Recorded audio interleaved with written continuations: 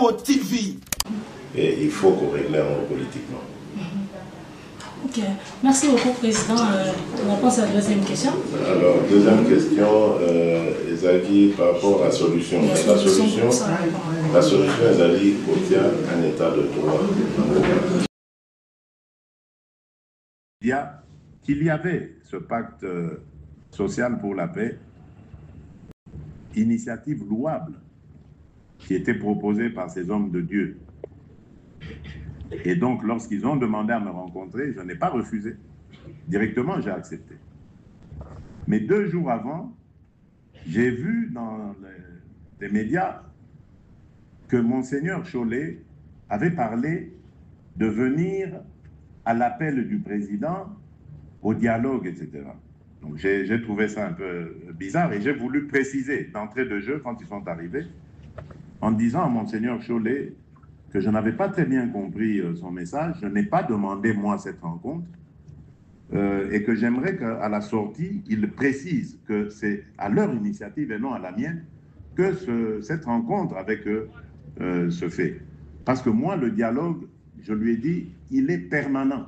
Et je l'avais déjà dit, moi, le dialogue, c'est pas aller s'enfermer entre 4 murs, hein, et commencer à discuter, le dialogue, ça a commencé tel jour. Non, non, le dialogue, il est permanent, même avec mes adversaires.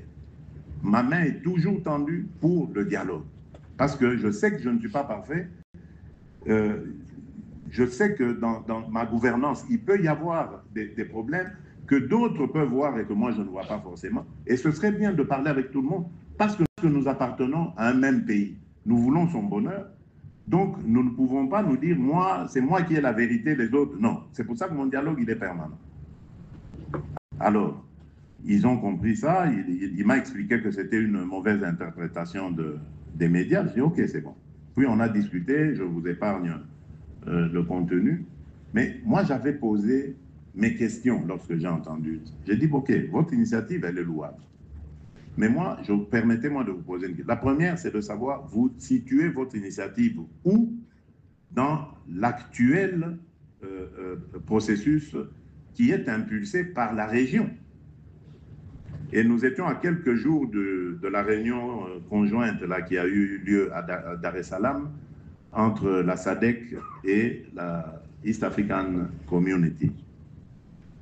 Je dis voilà, nous avons plusieurs initiatives. Il y a d'abord le processus de Luanda et celui de Nairobi. Aujourd'hui, ils sont certes alignés, mais restent toujours distincts et sous le chapeau maintenant d'un seul médiateur, c'est-à-dire le président João Lourenço. Nous avons, je dis dans quelques jours, nous aurons l'initiative conjointe EAC-SADC. Bon, vous êtes où là? Vous la situez où? Ils ont donné une réponse qui m'a indiqué qu'ils se posaient aussi des questions. Hein, donc ils l'ont dit, voilà, c'est pour ça qu'on vient vous voir, parce que, bon, voilà.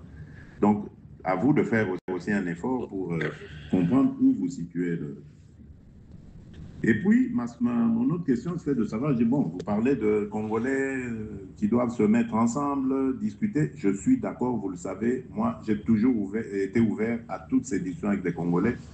Ça ne s'arrête pas. Mes compatriotes resteront mes compatriotes. C'est avec eux qu'on va bâtir ce pays. Je veux discuter avec tout le monde. Mais, est-ce que vous incluez dans vos interlocuteurs là, qui doivent parler avec moi, des gens qui seront soutenus par l'étranger? Parce que comment voulez-vous que je discute avec des gens qui représentent des intérêts étrangers? Et vous avez d'ailleurs suivi, il y en avait l'un d'eux là qui disait que le Kinyarwanda doit devenir aussi une langue nationale, pourquoi pas, etc. Donc c'est vraiment pour vous donner une indication sur ce à quoi nous avons affaire. Donc je dis, voilà, vous voyez ces bons hommes qui arrivent ici, à la tête d'intérêts étrangers et ennemis aussi, il faut dire. Parce que ce n'est pas des étrangers qui nous veulent du bien. Ces gens, vous les mettez autour de la table, voilà, ils vont discuter entre Congolais, alors qu'ils obéissent à un agenda venu d'ailleurs. Et nous allons arriver à des conclusions qui qui introduisent plutôt des desiderata de gens qui ne sont pas des Congolais. Alors, comment est-ce que vous espérez bâtir une paix durable avec ces gens? Parce que qu'est-ce qui va se passer? Comme d'habitude, à un moment donné, ils vont créer une scission dans cette histoire-là et récupérer ceux qui auront, qui se seront retirés pour les organiser à nouveau et faire la guerre en disant « Ah oui, mais toutes nos revendications n'avaient pas été prises en compte dans votre histoire là-bas de dialogue. Nous recommençons. Cette fois-ci, nous nous appelons M31 ou M14 ou M je ne sais quoi. » Toujours des aventures pareilles. Et ça se fait au prix des vies de nos compatriotes. Je dis, moi, je ne discute pas avec ça. Si vous avez le temps, allez voir ces gens-là pour... voyez-les. Amenez-nous leurs revendications. Et c'est ça, en fait, que je suis en train de dire ici. Discutons, oui, mais je maintiens ma position. Je ne discuterai pas avec des pantins. J'ai donné mon quitus pour que ceux qui... C'est depuis 2022, d'ailleurs, je comprends. Je le dis, c'est à la télévision. Et si quelqu'un peut me contredire, ou Joseph lui-même, il peut le faire. Mais il m'a donné comme mission, la première mission. Ici au Qatar, Kinshasa, on dit que je suis rwandais, je suis burundais. Et je voudrais vraiment naître au Qatar. Et c'est ce que j'ai fait. J'ai créé avec mes vice-gouverneurs, avec tout le monde, les Mouyèges et compagnie, les Ronds, les Louba, le Pont. On donne à Joseph son patelin. Ça a été réussi. Vous pouvez le vérifier, même peut-être s'il ne le dit pas. Je crois qu'il le sait.